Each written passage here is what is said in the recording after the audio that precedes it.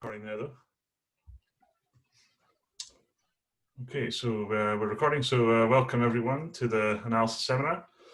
It's a great pleasure to welcome our speaker this week, Lawrence Lee, who's going to be talking on Ledrappier-Young formulae for a family of nonlinear attractors. So over to you, Lawrence.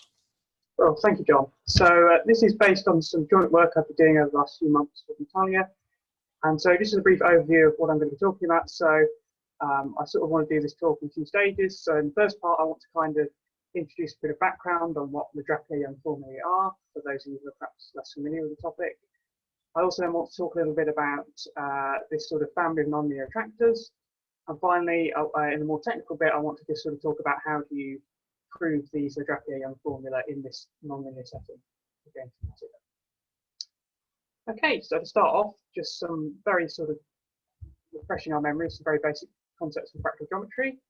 So a common way to generate fractals is through the use of iterated function systems, and which in this talk we're going to refer to a collection of contractions, S1 up to Sn, on the unit square. So in this talk, all my steps are going to be in the plane. There might be some projections to one dimension, but essentially you can think of everything as being two dimensional. And associated to each IFS, there's a unique invariant set called the attractor. So this is a set which is invariant under the IFS. So F is often the fractal. So what are we going to be studying? Well, we're going to be interested in studying something called the local dimension of probability measures which are supported on attractors F.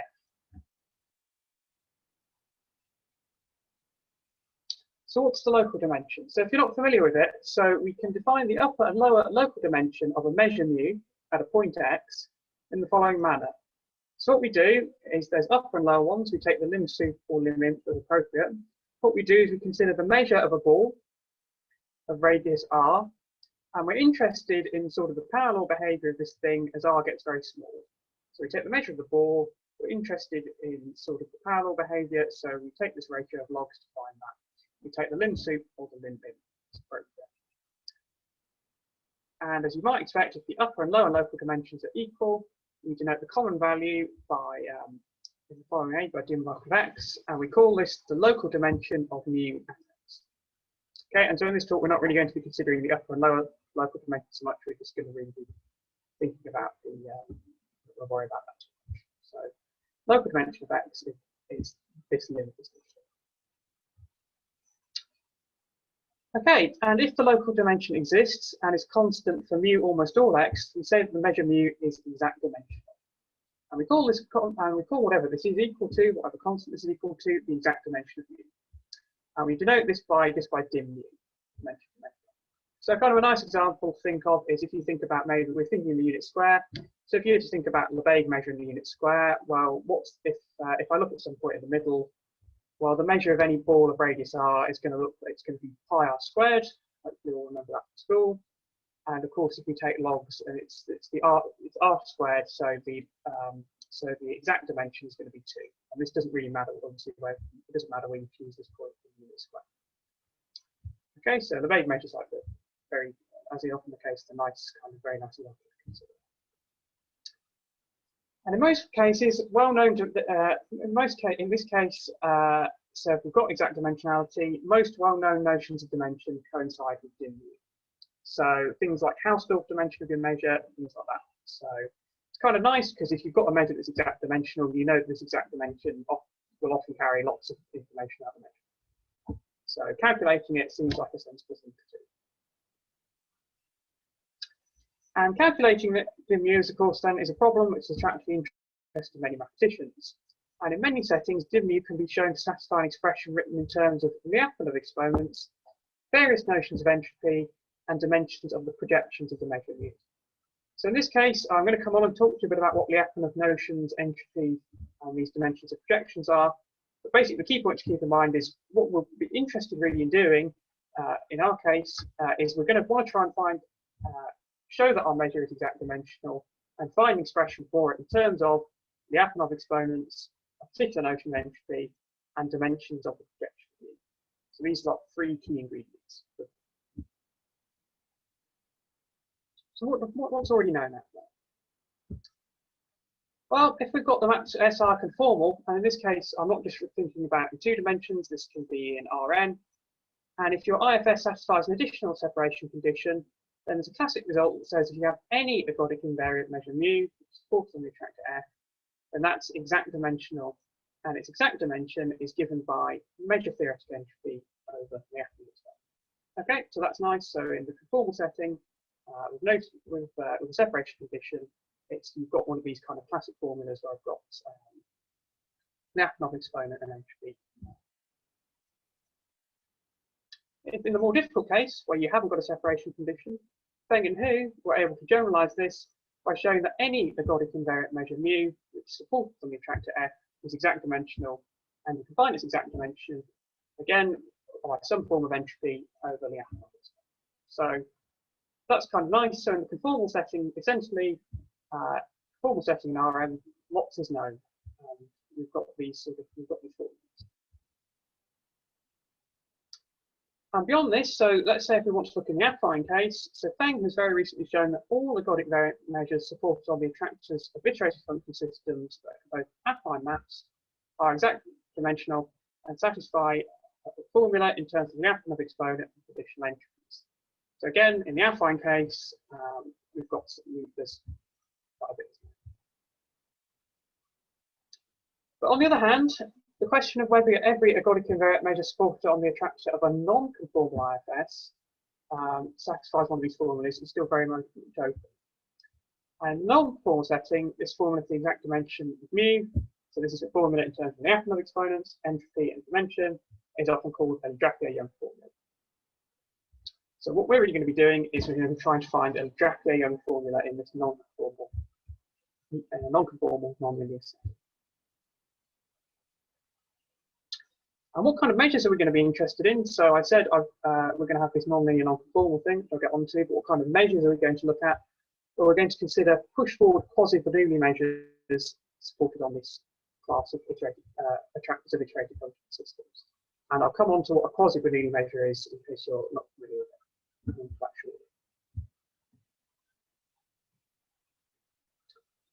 Okay, and so the iterated function system and the corresponding attractors we're going to consider are it's going to be a class of iterated function system that was introduced by myself, John and Kenneth in a paper earlier this year. And so I'm just going to talk to you a bit about that. So some of you may have seen me talk a bit about this sort of framework before, but doing something a little bit different. So what is this class of iterated function system? So I suppose I is a finite index set with at least 2 things in. Then for each I in the index set, I'm going to define a map. We're going to have a map SI from the unit square to itself. We have the form SI-A1, A2 is equal to FI-A1, GI-A1, A2, where Fi and Gi are C1 plus alpha contractions on the unit interval and the unit square respectively. So kind of key things to note here. So we've got C1 plus alpha maps, so we can consider sort of non-linear things. The key thing to note is that you'll note that Fi only depends on this first coordinate A1 and not A2, which is particularly kind of one of the really useful, this is going to turn out to be kind of a key thing about why this model is nice to study. So we've got Fi and Gi are C1 plus alpha contractions. We also assume that our iterated function system satisfies a strong separation condition. So if you apply each of the maps SI to the attractor F, these are pairwise disjoint. That's a technical assumption, not anything. And finally, the final thing we're going to assume is a condition on the derivatives. So suppose I write Fix and Fiy, denote partial derivatives of Fi with respect to x and y. And Gix and Giy denote partial derivatives of Gi with respect to x and y respectively. One thing I'm just going to point back to the previous slide to note that, of course, because Fi only depends on the first coordinate, the Fiy derivative will be always 0 for every map I. Okay, so this thing is always 0. So anyway, if I've written my partial derivatives in this way, then we're going to assume that my IFS satisfies the domination condition. So for each map, the x derivative of f is always bigger than the y derivative of g, which is always bigger than some d bigger than 0. So x derivative of f dominates the y derivative of g, which is bounded away from 0. Okay, and you'll note then, of course, in terms of the other derivatives, well, we know that f by y is always equal to 0, but there's no condition on gix. That doesn't have to be non-zero. So, and of course, this is all in terms of absolute values. Okay, so just to refresh, so this is our IFS. We've got maps that look like this. They're composed of C1 plus alpha attractions, component-wise. They satisfy the strong separation condition, and they satisfy this domination condition on the derivatives. I'm going to write F as we've already done, I think, to denote the attractor of this iterated system. So just some pictures, if you're interested in, just to kind of visualize these things a bit. Here's the unit square and the image of the unit square under an IFS consisting of 2 maps. And here's the corresponding attractor. Here's the image of the unit square under 3 maps, an IFS consisting of 3 maps. And here's the corresponding attractor. And here's the image of the unit square under 2 maps. And here's the corresponding attractor. So kind of lots of different behaviors. And I should just mention as a side, so yes, so some of you may have seen me talk about this, I said some of these nonlinear things before. Previous work, what I did with John and Kenneth is we calculated the LQ spectrum of Bernoulli measures for Colombians. Okay, so some preliminaries.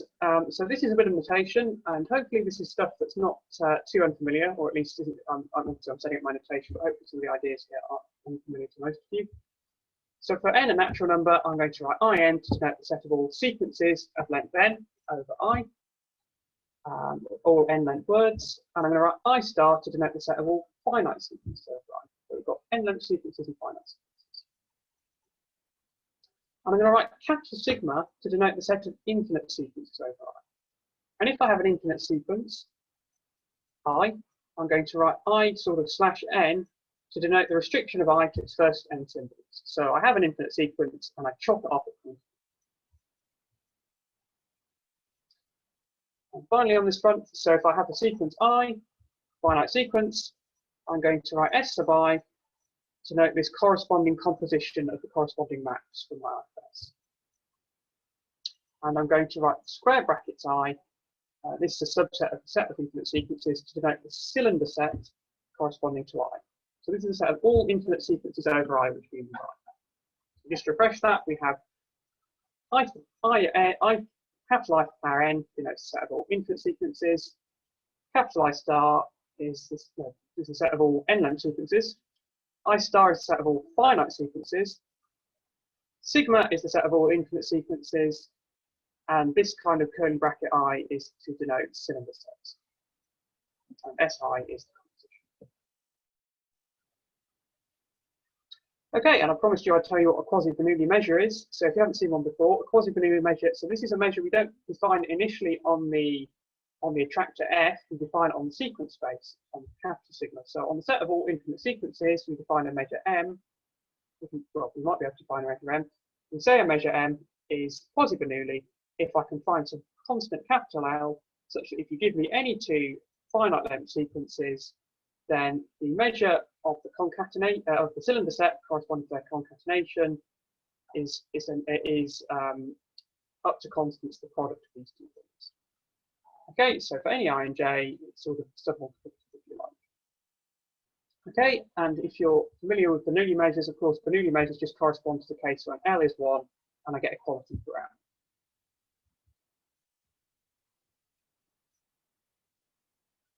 Okay, and there's a kind of a nice way of moving from, if you're familiar with symbolic dynamics, there's a nice way of moving from the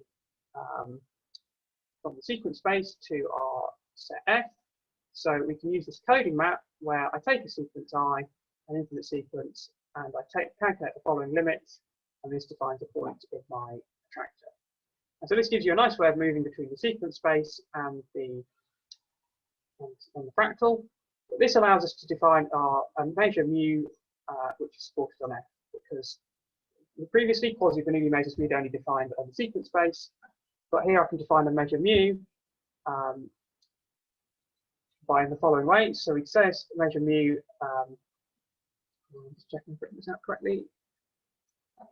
So say a measure mu supported on F is invariant, respectively ergodic, if there exists a sigma invariant, respectively ergodic measure M on sigma, such that mu is equal to this thing. So basically, to define a measure mu, what you can do is you can take the pre-image of a set you want to measure and calculate its end measure. Okay, I think I've said that kind of a bit more nicely here. So we study the push-forward measure mu is equal to M composed of the pre-image pi, the quasi-Bernoulli measure M, noting that mu is supported on F. So I want to measure some subset of F. I take the subset, I look at its pre-image, and that gives me a set in the sequence space, which I then calculate M. And yeah, and just to note here, of course, sigma is the left shift, just because that will come in.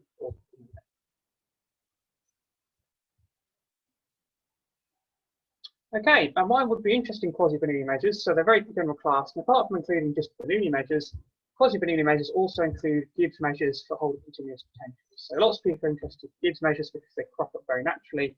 So they're doing quasi-Bernoulli measures, but also covering Gibbs measures. Okay, so I said to you, when I want to find one of these Ledrappier-Young formulae, there's three key ingredients I'm going to need. There's entropy, Lyapunov exponents, and there's dimension of projections. So the first key ingredient is entropy. So there's a theorem called the Shannon-Milne-Bryman theorem, which, if you apply it, allows you to define the entropy of mu. So what's the entropy of mu?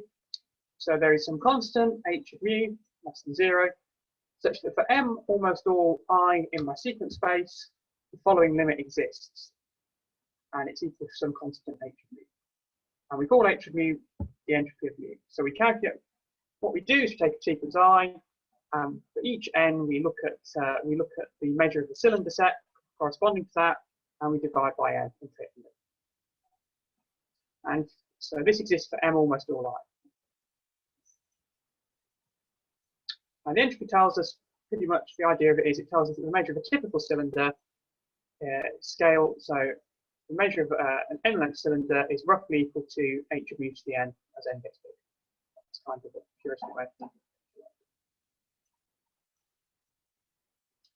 Okay, and the next thing I want to introduce is the Lyapunov exponents, but there's just a little bit of technical stuff I need to run with you first. So just to refresh our minds, recall that each map in our IFS has this form: SI is equal to FI of A1, GI of A1, A2. Okay, so this is the refresher. Sorry, Lawrence, can I ask a question? Yeah. Can you go back to the previous slide? Yeah. So is that really right? The measure is the entropy to the n?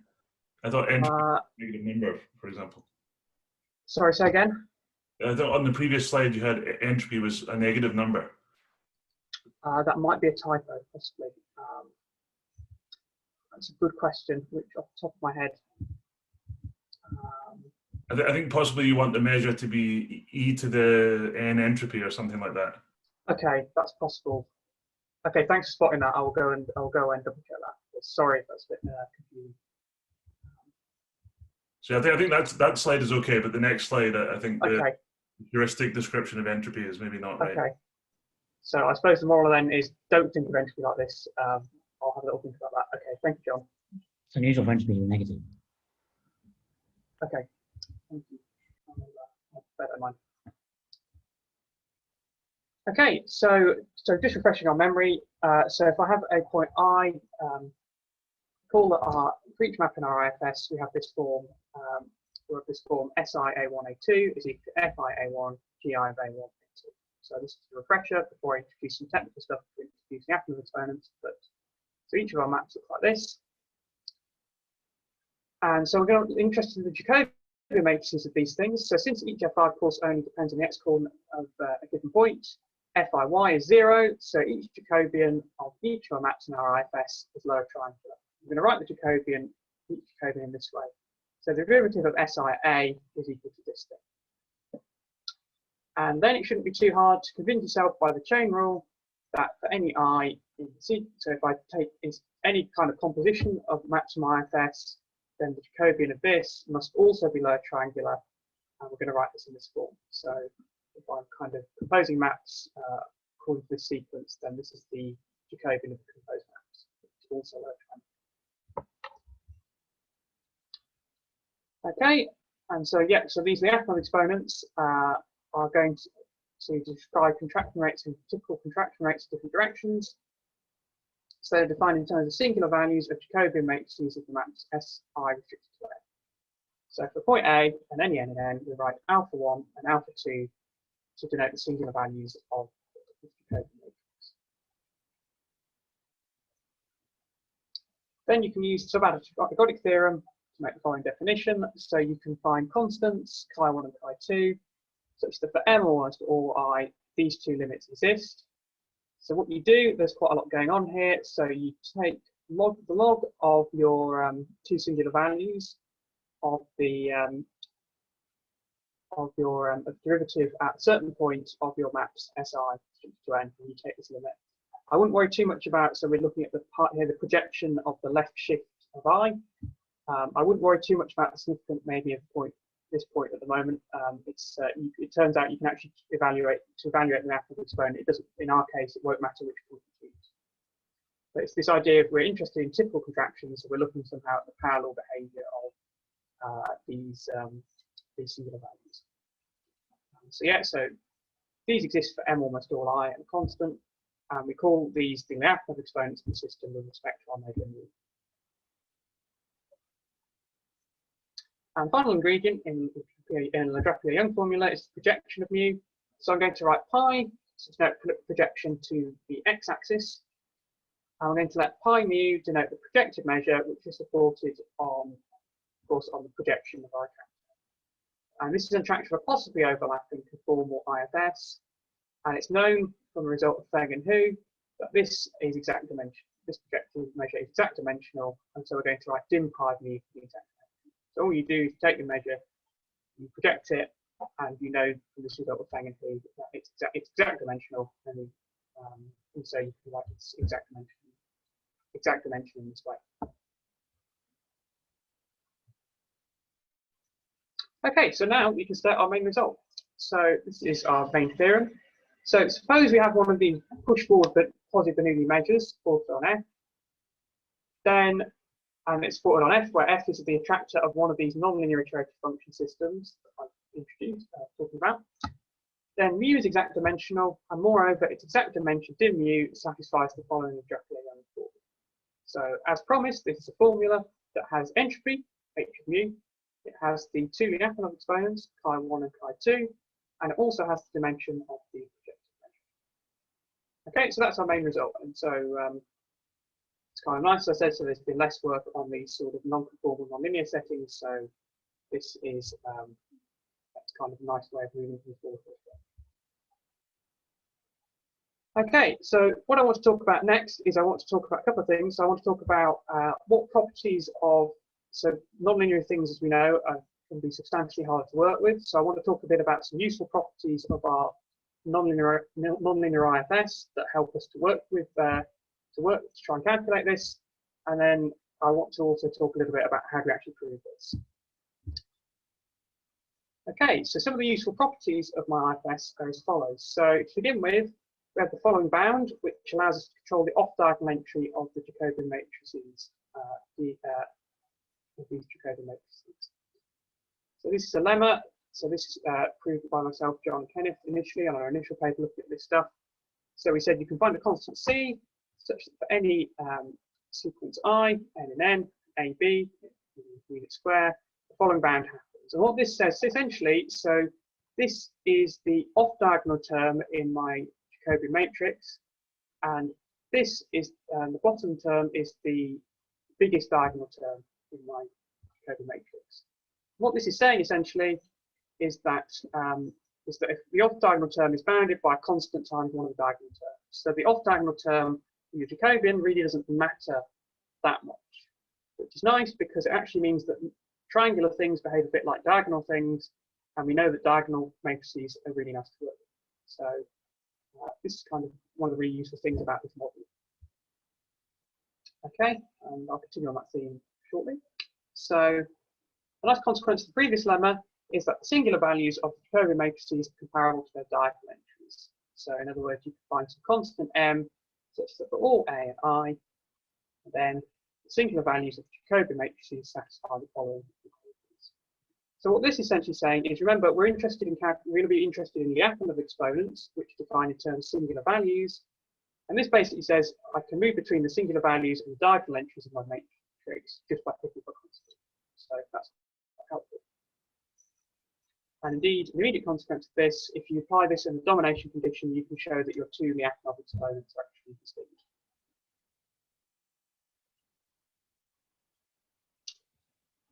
Okay, another useful property of our iterated function system is that the diagonal entries of the Jacobian matrices satisfy a bounded distortion condition. What does this say? Well, this says it doesn't matter at which point really I take derivatives up to constants. So I can find a constant A such that for all I, N, A, and B, if I'm interested in diagonal entries of my Jacobian matrix, I can move between points A and B, and that's fine. I'll just pick up a constant. And finally, final sort of useful property, you can also have a bounded distortion condition for the singular values themselves. And so you can find a constant R such that for all I, N, A, B in the unit square, the following happens. So I can basically, it doesn't matter at which point I calculate the Jacobian up to constants. And this is really useful when I'm dealing with the Lyapunov exponents, because a useful consequence of this is that the Lyapunov exponents can be expressed in the following way. So in our case, it doesn't matter which sort of sequence, so you can take AN to be a constant sequence or something else you use when you want to calculate the Lyapunov exponent. So kind of one of the hard things about nonlinear systems is that the derivative changes where you are, depending on where you are. But what this really says is that it doesn't matter where you take derivatives in that sense. So that's really nice. Okay, and so now what I want to do is I want to move on to sort of talking a bit about proving the main theorem, a couple of the lemmas we'll need, and sort of a kind of a bit of a run through of the main proof. But I'm aware things here do get a little bit notationally heavy. So what I want to do is try and hopefully encourage you, there will be a bit of notation up. I hopefully just want to try and give you at least an intuition behind what we're estimating and what's going on. So I don't want to try, I know this is easier said than done, but I don't want you to worry too much about sort of constants and things like this, I suppose. We're going to have lots of slightly horrible looking expressions, but I want to try and just focus on what the key points are. So I'll try and explain that. Okay, so to set up our first sort of lemma, our first lemma is going to be about estimating the measure mu. So if I've got R bigger than 0, N, a natural number, and a point A in the unit square, and I is such that if I project I from the sequence space, I get A, we're going to write BNAR to note the strip of points B, whose x coordinates at point B, which are in the nth cylinder, whose x coordinate satisfies the following inequality. So basically what we're doing is I have a point A, I draw a strip around it of width r over 2, with arbitrary height of r over 2, and I'm interested in the set of all points in this strip which are in the nth cylinder set. And you can check using the separation condition that this is well defined. So I'm just interested in the strip of points in the nth cylinder set. And I'm going to write Q1 XR. This is just the ball centered at X of radius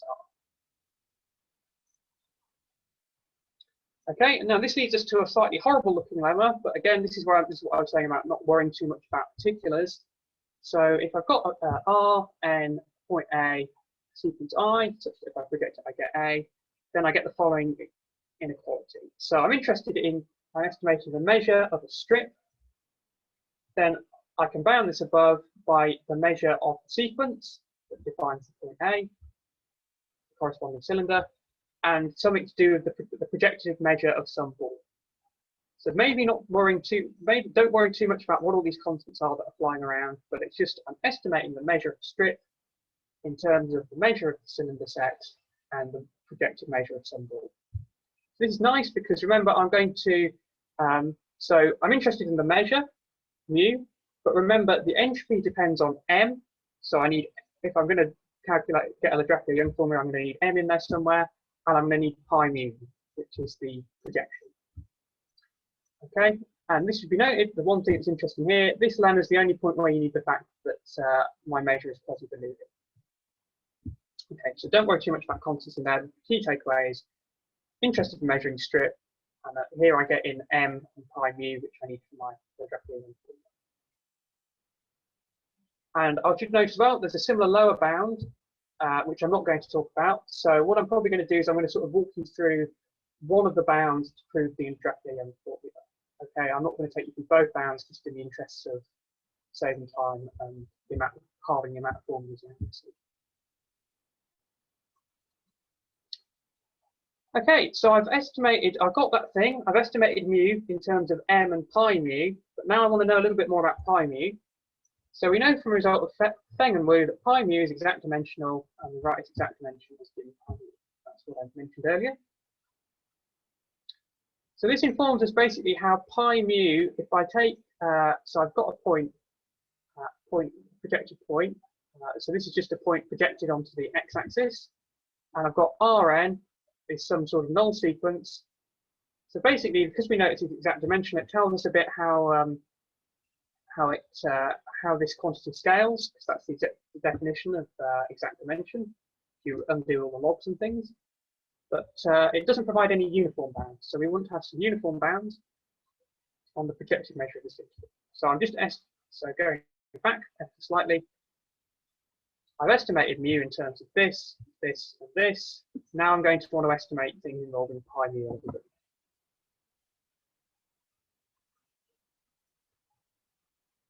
So what we're going to do is we're going to get some uniform bounds on the projected measure of intervals that appeared earlier along some subsequence.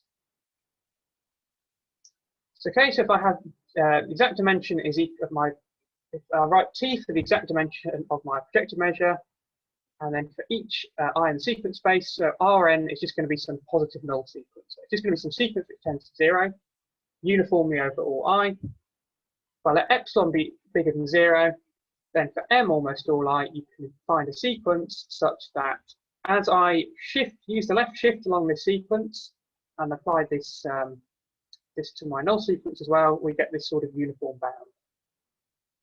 Okay, and the idea here is that this is just a way of getting bounds on the measure pi mu. And also, kind of the key thing here is we've got this lots of freedom to choose what this sequence is. So choosing this sequence later on will be helpful. So I'm aware this probably looks like a bit of another horrible lemma, but the kind of key idea is it's just to do with uniformly bounding pi mu. That's the moral takeaway. Uniformly bounding pi mu on subsequence. And again, there's a similar lower bound, but I'm not going to talk about that in the interest of time. And nice fact is you can choose the sequence nk to satisfy the following. It satisfies the following. So it kind of behaves nicely. The limit of successive terms tends to be 1. The ratio of successive terms tends to be 1. One final thing, another thing I should say on the top of lemmas is just about using the strong separation condition, and this gives us some control over how level n cylinders behave, and it's described in the following lemma. So what this lemma says is that I'm interested in the difference between two different n-length cylinders, represented by I and L. I'm interested in the distance between them. Then this is bounded below by some constant times the second singular boundary. And this is a sort of a standard sort of fact in the affine case. You don't even really need to prove it or state it as a lemma or anything, but it's a little bit less obvious in this case. You just pick, or it's just a little bit more fiddly because of non-linear separate. This basically says things are, because of the strong separation condition, things are separated nicely. And this is the only lemma that uses the strong separation condition. Okay, so now we're going to prove the lower bound in the main theory. So instead of proving the full formula, I'll prove one of the bounds, and I'll just sort of walk you through it. And again, just attempt to give you an intuition for how all the maths goes. Okay, so we're going to assume I belongs to the set full measure for which the previous lemmas and definition of entropy and Lyapunov experiments hold. So you've probably noticed in just about everything I've said on a set of full measure. So anytime you see that in a talk, just pretend I belong, imagine I belongs to every single one of these sets of full measure. As such, there's also a set of full measure. So, yeah, lots of things where we have to think about that, but you can get all I's in all of those sets. One thing you can do, again, so here's case, don't worry too much about minimums. Kind of forget about this, forget about which points I'm taking derivatives at, but I can show that the ratio of alpha 2 divided by alpha 1 tends to 0 as we concatenate, I compose more maps. Okay, and this is really good because remember one of our previous lemmas was about null sequences, so this is a really good kind of candidate for that. So yeah, and this is exactly what we're going to do. We're going to chuck in some more constants. We don't worry too much about what the constants are, but we're going to observe that this sequence tends to 0 and does so uniformly for all lines. Okay, I'm going to write just some more notation. So I'm going to write Q2AR to denote square, centre A of radius R over 2. So this is previously, so Q1 is the ball centre to A of radius R, and Q2 is the square centre to A of radius R. And we're going to write X to be the projected, if I project the sequence down. And for this lower bound, I'm going to consider this square. So remember, so the local dimension I'm interested in measuring, I'm interested in looking at the power law behavior of the measure of balls or squares. So in this case, this is I'm going to consider this square. So basically, getting about constants, this is the square centre to X of radius of 2. So this is going to be the thing in the definition of local dimension that I'm going to estimate the measure of.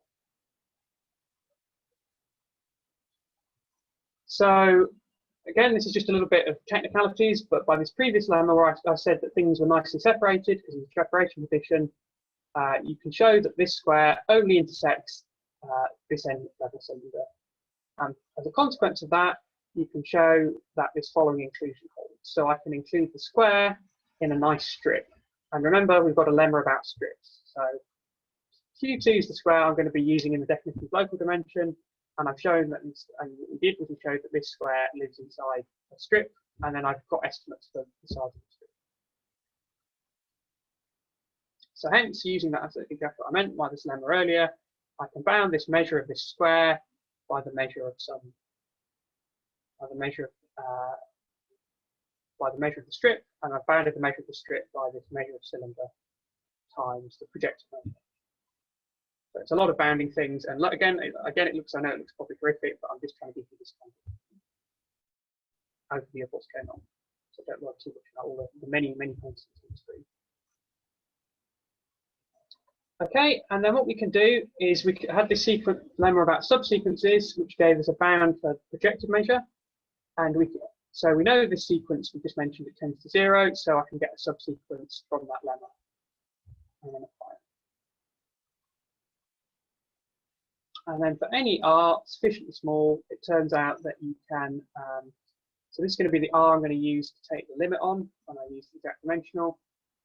You can choose a K big enough such that this sequence involving alpha 2 is, I can choose it. So I've got my R, I choose K sufficiently big so that this happens. So if when K, look at the term sequence corresponding to K is bigger than R, but then K plus 1 becomes less than. And we'll see where this fits in. Hopefully this will all make a little bit more sense as I put it all together. So we're going to write T for the dimension of the projected measure. And remember, so in the definition of local dimension, this is what I'm interested in. I'm interested in log of the measure of the ball, or in this case a square. It's going to be fine, it's going to be the same thing. So this is what I'm interested in. And on the previous slide, because I have a fixed R, because I've chosen this in a certain way, I've chosen K in a certain way that R lies between these two things, I then get this back.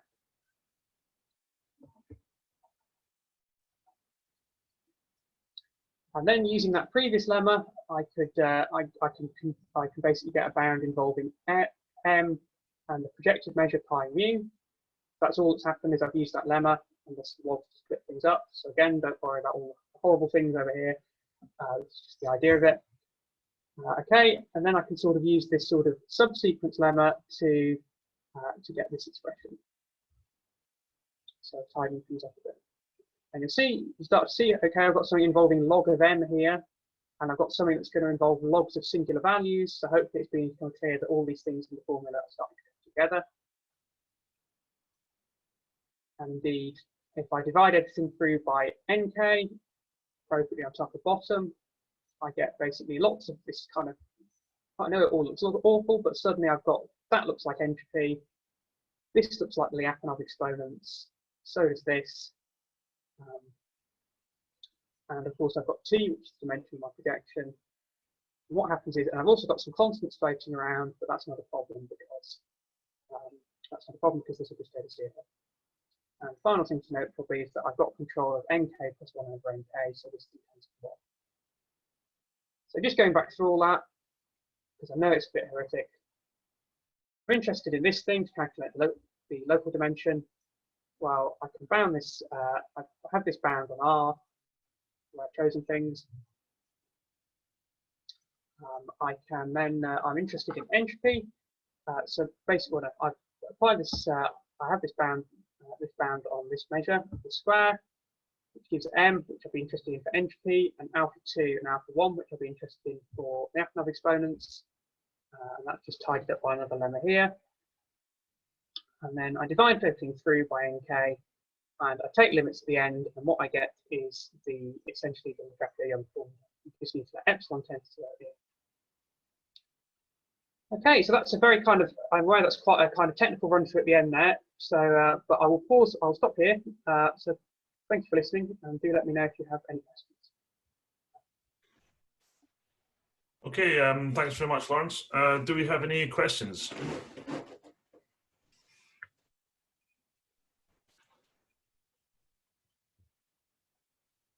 So I can ask one to start things off. So I know that you were talking about our work that came before this, where we computed the LQ spectrum. So that there's a relationship between the LQ spectrum and the Hausdorff dimension of the measure, where Yes. if the LQ spectrum is differentiable at q equals 1, then the negative of the derivative is the Hausdorff dimension. Mm-hmm. So have you tried to get any information out of that? I haven't actually, but it seems like it would be a sensible thing to do. I suppose my one worry would be just because the expression we have for the LQ spectrum is obviously not some nice, lovely kind of expression, closed form expression. But I suppose it would be certainly worth, I suppose that's a really good suggestion that I could try and differentiate that at 1 and see, because then you'd be able to relate that to this formula and maybe find something nice there. I don't know if it would give anything sensible, but I was just wondering if you had looked at it. No, I haven't tried. That's good. But yeah, I'll have to go and do that. And even if the LQ spectrum is not differentiable at 1, then I think you can take the left and right derivative and then bound the Hausdorff dimension in between those two numbers. So yes, I presume. Yeah, I presume it's one of those things where you can do that kind of things. Okay, thanks. Any other questions? Hi. Have you tried to think about any kind of higher dimensional analogues of these nonlinear iterated function systems? We haven't. So one of the things that becomes a bit tricky if you want to think about higher dimensional things is that, so we've been doing, it's like this projection to the x-axis. One of the things that becomes, so we project to the x-axis, and then there's some nice results about conformal things on the line. In my LQ spectrum case, we had that you can project to the line, and then the LQ spectrum projects thing exists. And in this case, we've got this result of Feng and Wang that says this thing exists. But sometimes things aren't so nice, projections aren't so well behaved when you're in 3 dimensions and higher. But I suppose in this case, I think Feng and Wang's result is for high dimensions, so maybe I'm not sure if you can say anything there. But I think it tends to be why you tend to stick with 2 dimensions, because projections tend to behave badly in high dimensions. Maybe that's worth thinking about a little bit more in this case. Okay. The projection is not a self-conformal set in that case. It's yeah, because that's what goes. Yeah, of course, yeah. So that's what Feng and Wang probably won't work in this case. Yeah, because it's projections to the line are nice. Projections to the plane is not quite nice. Okay, thanks. Lawrence. Yes. Nice talk. Thank you very much. Thank you. The original Ledrappier-Young result, I think, goes back to 1985 and concerns diffeomorphisms on a sufficiently differentiable Riemannian manifold. So how does your result relate to the original Ledrappier-Young result? That's a very good question, actually. So I'm less familiar with the original sort of setup. So I suppose I only really know, I suppose, that there, there's I suppose I tend to think of it more in terms of the fractal setting of there are these formulas that involve entropy and entropy, EF exponents, and dimension of projections that are called the Ledrappier-Young formula. So I'm not very familiar. I'm probably not well qualified to answer that because I'm not very familiar with the original papers of Ledrappier-Young. Okay. So I think I might have to pass on that one, I'm afraid.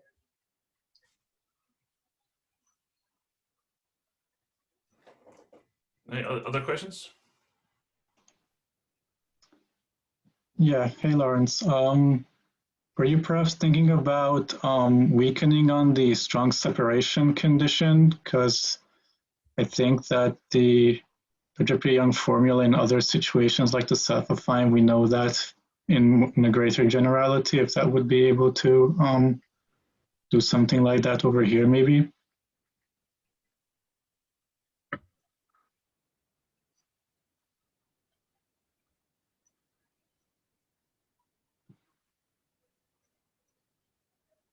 Are you there, Lawrence?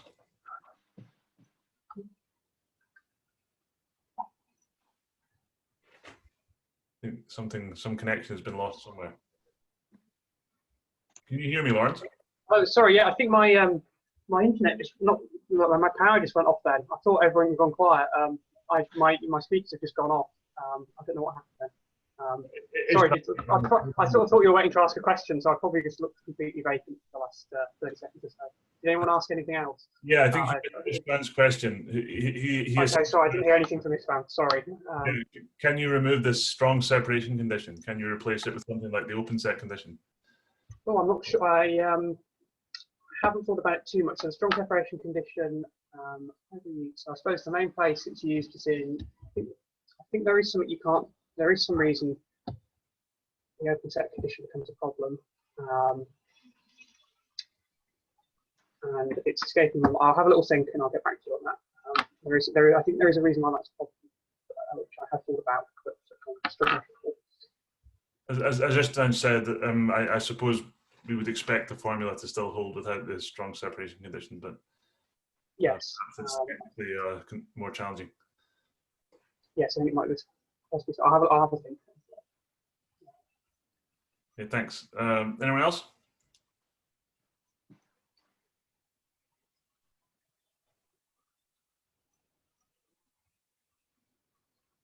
Okay, well, if there's no further questions, then Lawrence, let me thank you on behalf of everyone in attendance, and thanks also everyone for coming along. So see you next week for the final analysis seminar of the semester. And also I can maybe say here that as I said in the email, that the videos are now online. So if you go to the seminar schedule page, you can find the videos of the previous seminars in case you want to check them out. And Lawrence's will appear there before too long. So thanks very much, everyone.